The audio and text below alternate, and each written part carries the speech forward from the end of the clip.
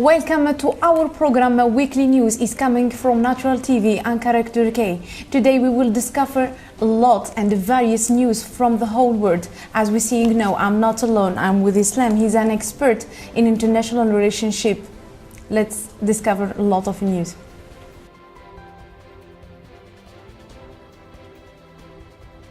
Let's start the first title with Islam. Islam, you're welcome.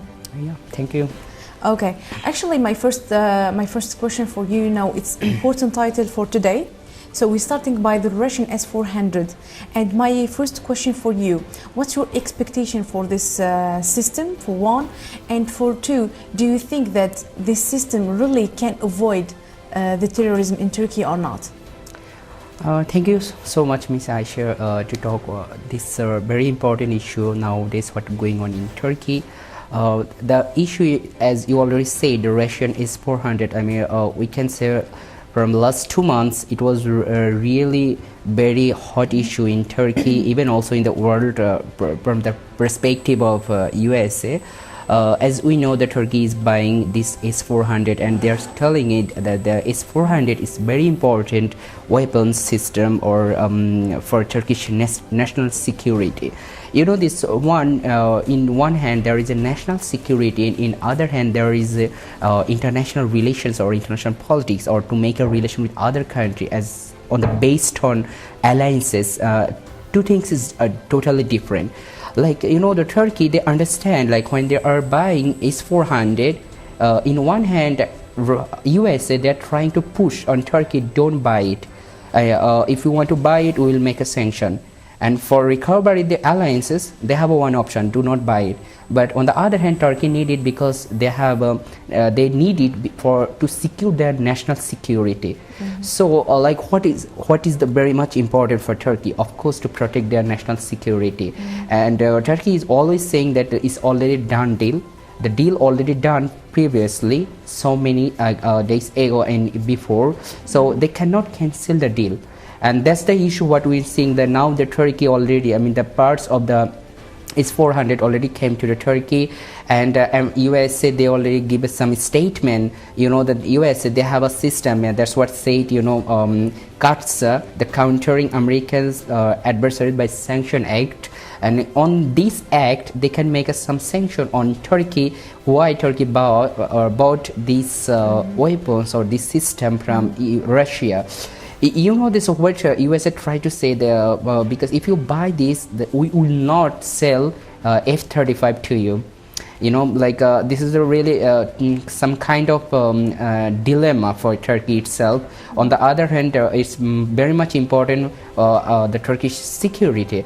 So like what is going on, as we see, like Turkey said, like we need to protect our border, we need to protect our sovereignty, because as you know already, the Turkish border, they have so many terrorist threats from specific terrorist groups, like, you know, PKK and SDF, YPG, and those kind of, and even also inside Turkey they have a really domestic terrorist threats like FETÖ. So the overall Turkey needs some kind of system in that way they can protect their country and their national sovereignty and national security, even also the domestic security. So by this means, Turkey has always said that the S-400 is very much important for us.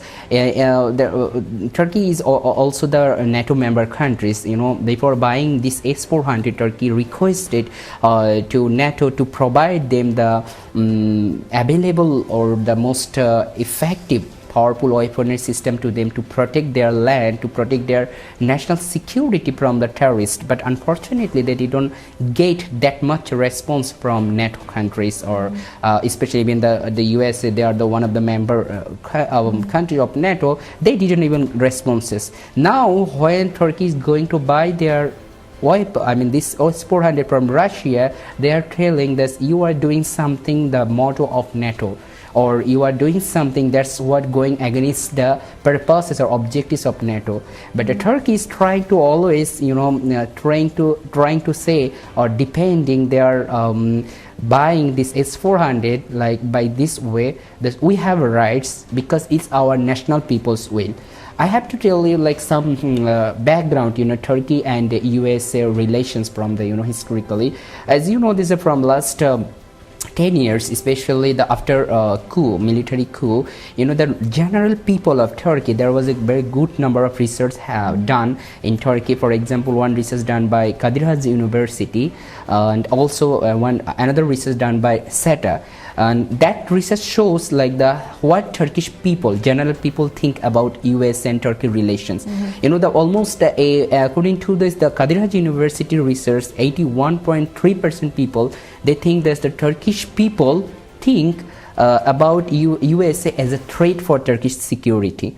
On the other hand, the SETA, they according to their research, is almost more than 90%. Even also, the peoples of Turkey, they think that behind the Turkish military coup, there was a US's hand.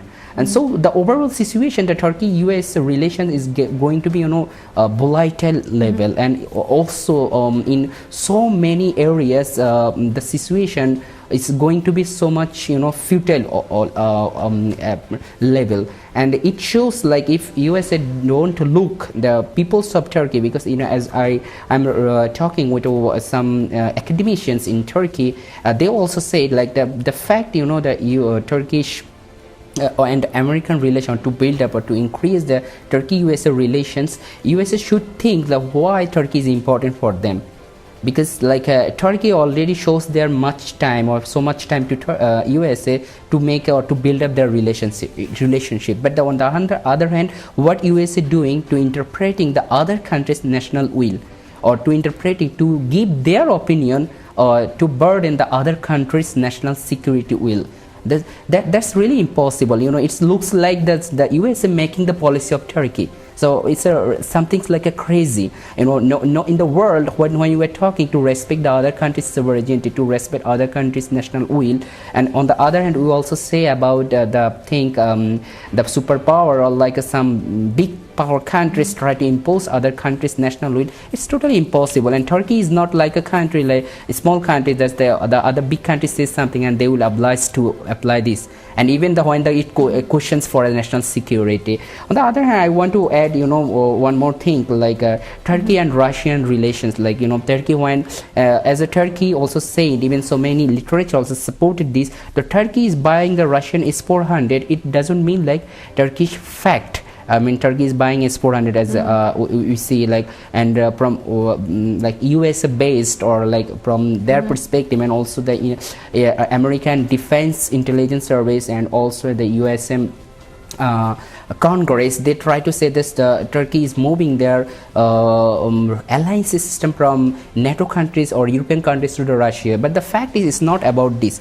The relation is fully strategic, because Turkey needs something in which way Turkey can protect their national security. And they got these things from Russia. So it's only the strategic relations. In other hand, we say that there are a lot of problems even still ongoing between Turkey and Russia. It doesn't mean Turkey moved their policy from China, from what's the name, the US or European Union to the Russia. No, it doesn't look like this. The only things that Turkey is making that strategic relation with Russia to protect their national security. Even this S-400 is really modernized weapon system. Like some other countries, India is now making a agreement with Russia to buy S-400. So that's even very good issue for international politics. Like how then USA responses to this issue. And on the other, even also the couple of years ago, China also bought this S-400 from Russia. So the overall issues shows us that S-400 is very effective, weaponry and system to protect any country's border and national security from any kind, anti-missile system. That's what it said. So it's not about Turkey. It's about the other countries who want to secure their nation, who want to secure their domestic security. It's very much important for them, and Turkey is not exceptional. Turkey just only doing this to buy this. So for this reason, it's not about Turkey. It's about USA. Do they think like Turkey is important for them? And for me, I mean, from my side, I can say like actually USA, they have a very good option.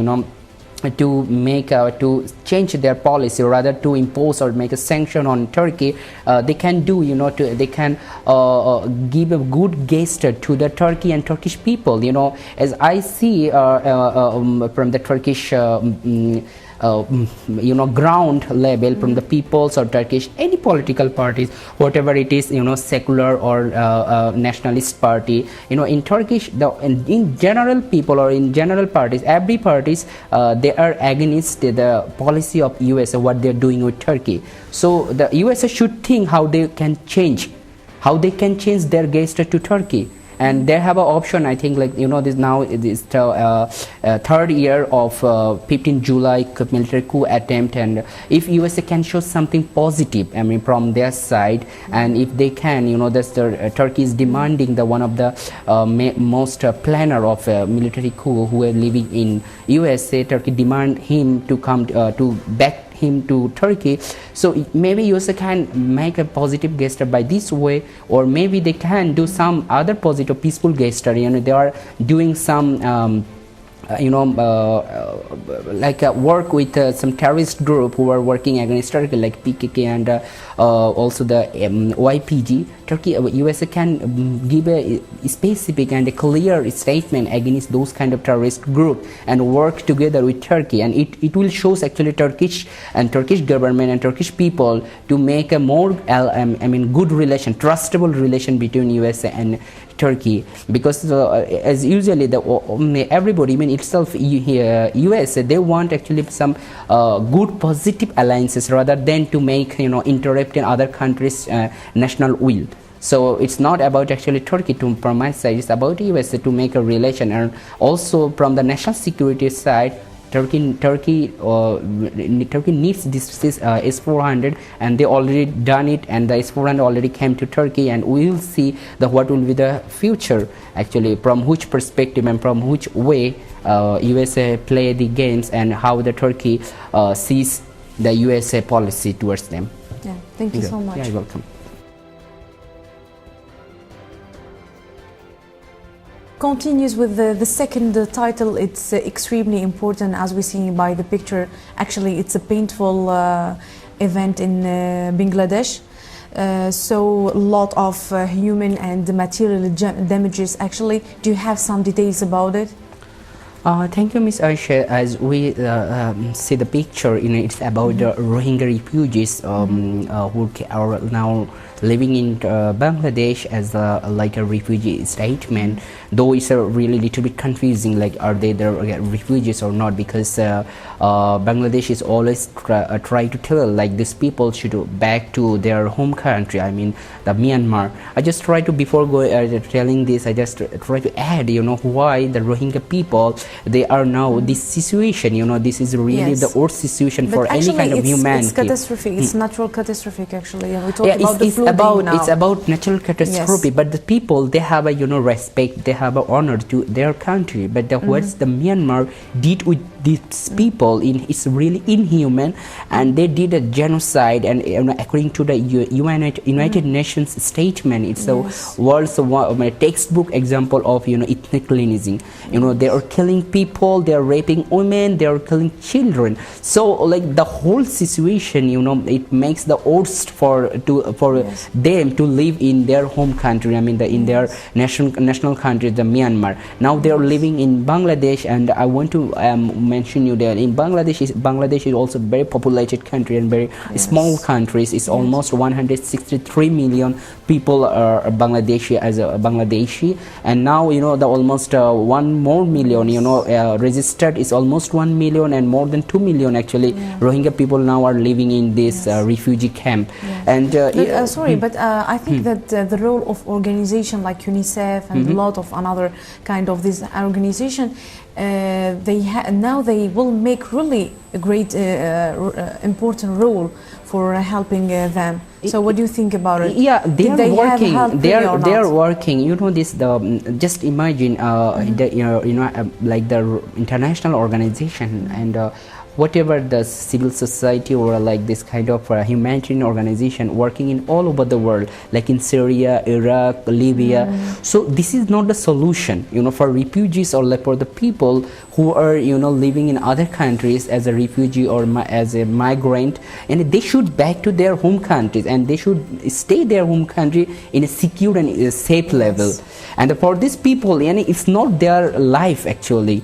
Their life is their home country. They are living here. You see this, the people is they are living this kind of home, you know, 4, 5 or 5 people, more than the people, you know, and the women, and also there are so many peoples who lost their hand or legs or those kind of people, and physically disabled people, and a bit.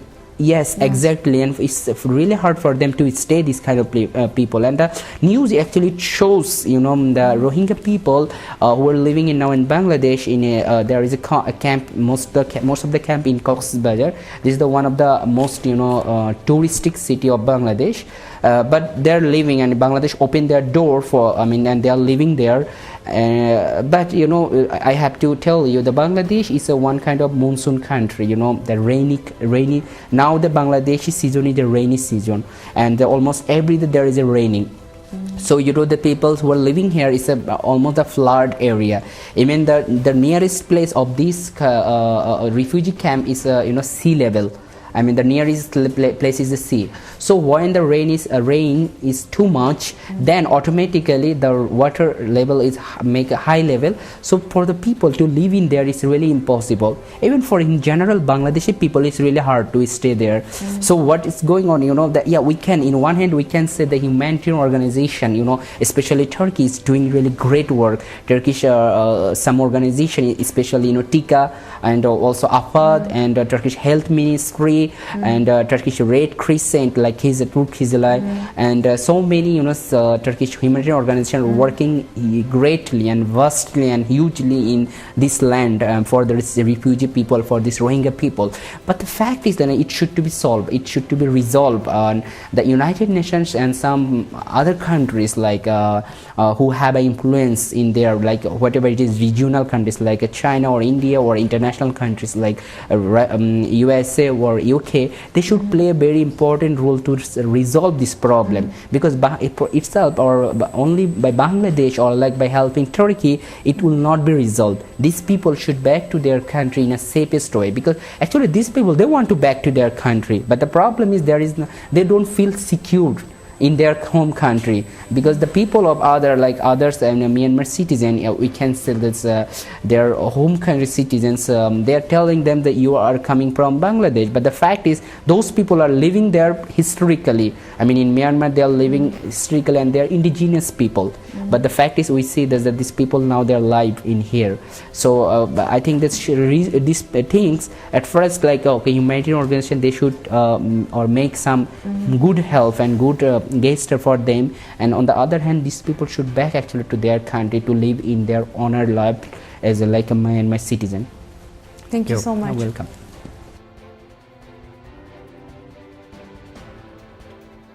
Actually, Islam, it's among the exclusive title today. It's about racism, but actually I wanted to ask you, you know that now in Israel there is more than 1,400 Ethiopian, they living in Israel. So on what basis this kind of violence or this kind of attacks against the Ethiopian people there? Thank you. You know, the questions or the news is about, you know, the Jewish people and who are living in Israel, and especially the African black people who are living in Israel. How the Israeli authority or security forces making, you know, racism towards them. You know, for Israel, you know, we can say at first Israel their behavior towards Palestine, because when we understand Israel, we have to take some image like how they are behaving with the Palestinian people. What's kind of xenophobia and act they are doing with the Palestinian people.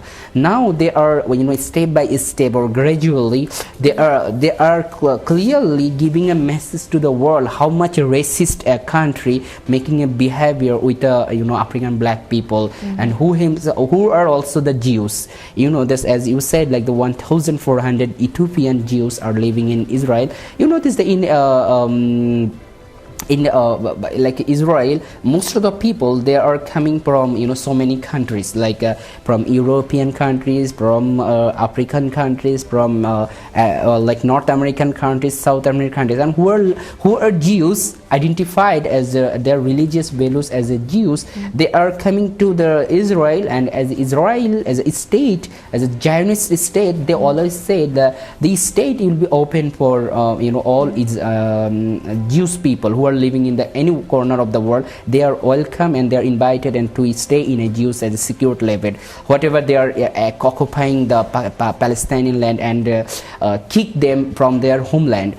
And as we see, when the Jewish people who are coming from Africa, as you said, the Ethiopians, these Jewish people, as we see in the picture, it shows like how they are acting with them. I mean, actually, this incident happened, with one girl, the Solomon Teka, the security. I mean, he's even not in his duty. He just make this kind of behavior with her. I mean, and it's very normal things. Even last couple of years ago, months ago, that it was shows to the news that how the Israeli white people are making a racist behavior with the Israeli black people. Both are the Jews. So it's very clear actually that this Zionist state, I mean, their attitudes and their attitude xenophobia or racist attack towards Palestinian people is not enough for them. They are even also doing the same behaving, and started to same behave with the Jewish black people, because to them the standard level of Israeli citizenship or Israeli level, it's only white people, or like who are coming from Western based countries like European Union or European based countries or North American countries. And other countries, whatever their identity, whatever they are Jews or not, they are behaving like this way. Thank you so much. Yeah, you're welcome. Okay, let's continue with you, Islam. Actually, my first question for you about this title: what is the plan for Recep Tayyip Erdogan about the European security and stability? Thank you, Ms. Aisha.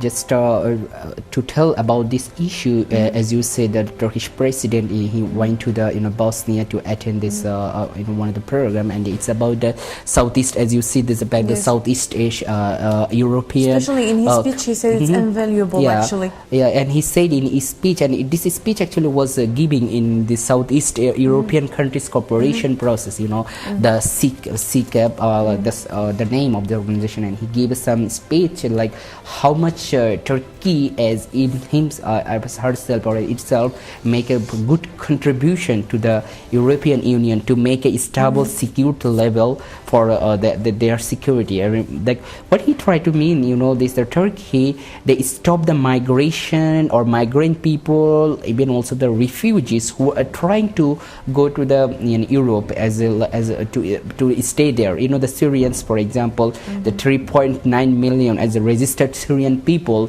and living in Turkey. So like just imagine if Turkey can protect, or if Turkey don't give them to a status as a refugee, or to give them as a open door for them, then these people, of course, they will go to the European countries. But Turkey do it, and as the president of Turkey, he tried to say it like, okay, we do it. There was some agreement between the European Union and Turkey, but even also with the Balkan countries. But unfortunately, those countries and the European Union, they didn't continue, and they didn't continue their agreement with Turkey what they give before. They said, okay, like European Union, they have some statement about these things with Turkey, like, okay, these refugees who are coming from Syria or who are coming from other countries as irregular migrants or illegal migrants or like refugees, they can stay in Turkey and they will pay to them as like the everyday food, or those can be in the monthly money or something for the family of that refugees, or per person they will pay something. But the fact what we are seeing, like the recently they are not doing that things what they give a statement or they make an agreement with Turkey. And that's why actually the Turkey and Turkish government are seriously fed up with on European Union and European countries and also the Balkan countries, and he tried to mean it like how much we are giving, we did for European Union, it's really invaluable because of, especially for the European countries' security. Thank you. Thank you so much.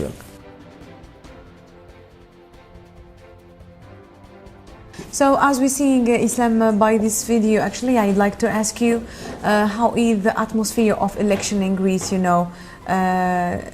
a big event in Greece. So do you have some statistic? How is going actually there?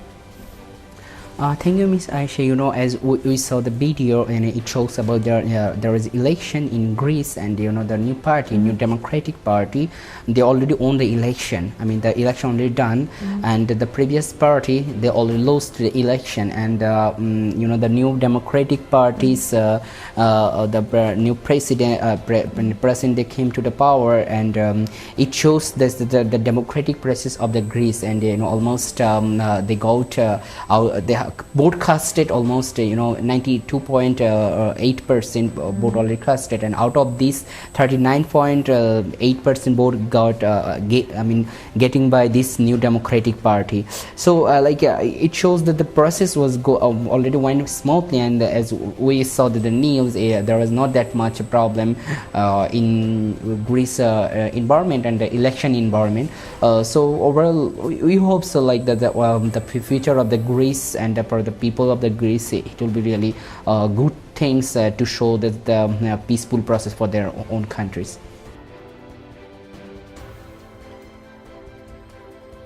As we see by this video, actually it looks like a meeting, it's an official meeting. They try to proposing the issue, the problem of Armenian government, and which kind of problem they facing now. The meeting actually it was happening. The terminology to use about the genocide. That's what some scholars and some countries they are recognized, like the previous Ottoman Empire they used genocide with Armenian people. The fact is the Swedish minister she tried to tell to it's really hard for them to establish this news and these things as like a genocide happened with Armenian people. It was happened in the time of First World War, and as she said, and also so many scholars said, and there was no evidence and established evidence said like there was genocide happened.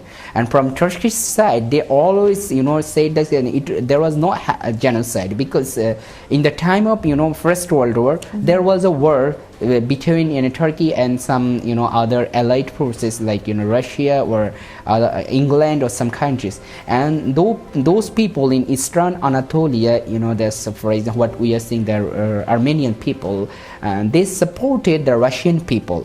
And there was a war between the Turkey and the Russia and also these Armenian people.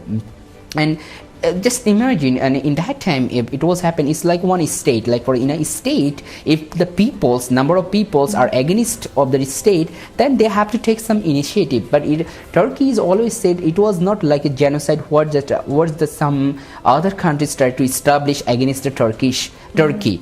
Even also in that time there was a war, and both of the countries lost their lives, from Turkish side and also from Russia or like Armenian side, and they lost. I mean everyone's lost their life. It's not about the one country. It's like they are killing people in there. So from Turkey they are always say okay, they invite to the Armenians and all other historians to research on this. Actually, is there any evidence genocide happened there? But as we see, some countries like especially European countries and Western countries, they try to say and establish this genocide in their parliament. Turkey did the genocide against Armenia. But Turkey also invite to Armenian historians, Armenian people to make a research on this issue from both of the side, make some table and to sit down and talk and make a research on this issue, like is there actually genocide happen.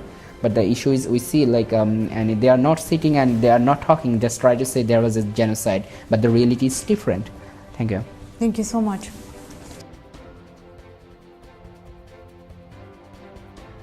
As we know, Islam, since 3 weeks, actually, Algeria, we have been recording a lot of manifestation, and the situation in Algeria, it gets more and more worse. So what are the causes to affect the situation, and why the situation, it gets more and more increasing and higher?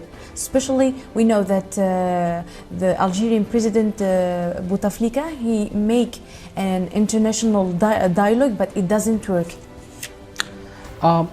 Yeah, the situation as we see, you know, it's not exceptional as we see the most of the, you know, tyrant and authoritarian countries background, you know, like what we saw in Egypt, what we are seeing in Sudan, or even also the situation of Libya, or this other most of the countries, you know, this the things happen because the tyrants government or authoritarian government, they are not willingly to give their power to the civilian government, and that was actually happening in Algeria. Algeria is not exceptional in this case, but yeah, we are hopeful because, like, you know, there was now they try to make a dialogue to try to make a minimize this to make an election, and I hope that the Algerian people they will find some solution by this way, by through the dialogue and negotiation, because otherwise it will be really hard to deal with the military or to deal with the authoritarian government. I mean, to establish the civilian government, it is better to make, you know, some dialogue and negotiation to establish to make an election, to make some process. In that way, in that process, the people or civilians can go to the power, and what we are trying to tell actually democratic process, and the democracy is really important for Algeria and also the other countries who are facing the same instability and crisis in their country. And we hope for the best for the Algerian people. Yes, thank you so much. Yeah.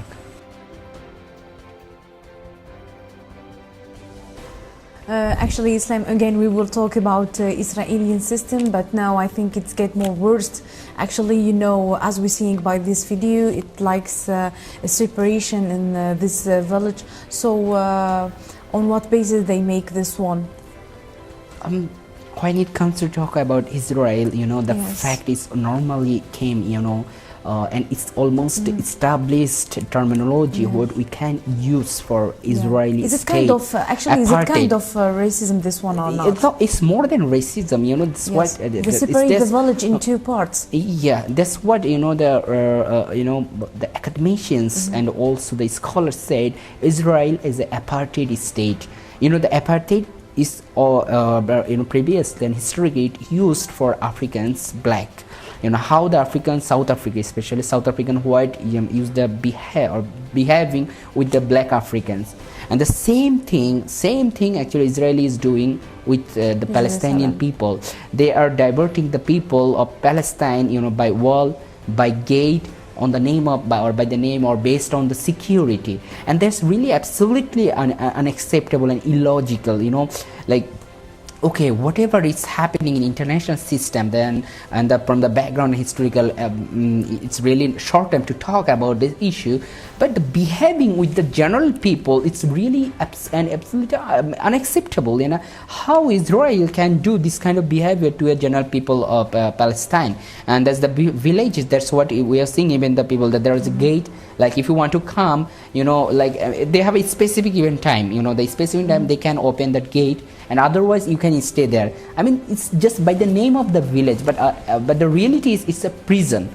The peoples who are living here, they have some rules. They have to do everything according to the Israeli security forces rule. So the overall situation, the peoples who are living there, is not life for them. They cannot stay there like what we are saying. There's the at least standard of life. I mean, they don't have this kind of standard, and the behaving done by the Israeli forces is really, I mean, even also from the base of international law or international negotiation and this mediation or so many areas, is totally illogical and unacceptable. And this behaving, what Israeli doing with Palestinian, I think the history will not forget about this kind of effort thing, and this kind of xenophobia and racism with the Palestinian people. Thank you so much. As we're saying by these pictures, like signed in some cooperation, and exactly, that Nigeria, they increasing trade between Nigeria and Africa. What the benefit that they can bring it to their country if we make this kind of cooperation? Actually, it's economic, especially. Yeah. This actually is about the trade bloc, yes. And they are making some trade bloc and yes. economic bloc in African countries, yeah. initiated by the Nigerian president, the Buhari. And it's of course, in one hand, it's a really great initiatives. The Africans, they should take those kind of initiatives. Africans, they have so many common things, and this trade initiative, this is very much important to develop the African countries, to develop the African life standard, Africans facts and the reality, and the things, like by this way, the economic development and making a trade bloc, the other African countries make a business, like what European Union are doing now. So they think, except Eritrea, the country, they didn't make a sign in this trade bloc, yes. But most of the African countries, they are agree with these things, and I'm sure like those things will make or will give a more hope, more fantastic work for African countries, and it will I feel like it will not be confined only for trade, and it will more go far behind us, economy. It will make a security level bloc, which means they make another side, another factor more and more strong. Maybe it can be political, social, economy. And economy. Yes, yeah, they can affect the other all factors. areas. They can increase the relationships by this way, by this block system, by this agreement. Yes.